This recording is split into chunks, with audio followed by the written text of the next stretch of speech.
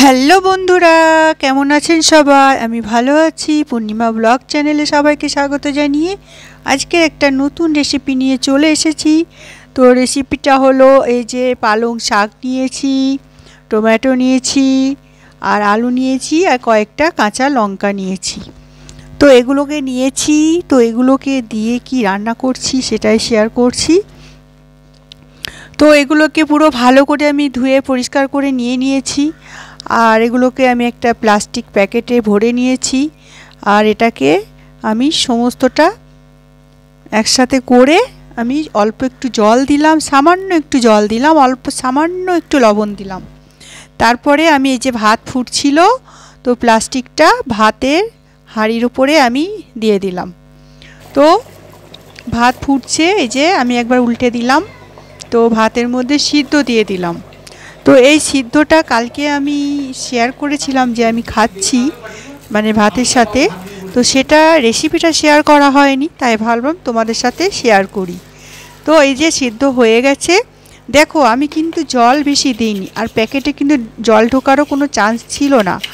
যা জলটা বেরিয়েছে টমেটো আর শাকের জলটা বেরিয়েছে।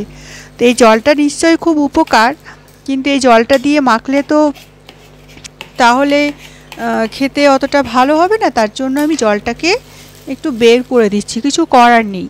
এই সিদ্ধটা এরকম জলটা বের করে দিতে হবে, বা কোনো কারণে হয়তো জল ঢুকে গেছে, কিন্তু আমি অনেকটা জল দিইনি, অল্প একটুখানি জল দিয়েছি। তো এই যে এবার দিয়ে দিচ্ছি লবণ আর কাঁচা সর্ষের তেল, ব্যাস আমি এইটুকু দিয়েছি, আর কিচ্ছু দেবো না। পুরোটা ভালো করে মেখে নেব, লঙ্কাগুলোকে পুরো চেপে চেপে চেপে। হ্যাঁ বন্ধুরা, লঙ্কা কিন্তু একটু বেশি দিতে হবে, একটু ঝাল দিতে হবে, তবে কিন্তু গরম ভাতের সাথে ভীষণ ভালো লাগবে। তো এটাকে আমি ভালো করে মেখে নিচ্ছি। কিন্তু তোমরা চাইলে পেঁয়াজ দিতে পারো, বা শুকনো লঙ্কা ভেজে জিরে ভেজে দিতে পারো।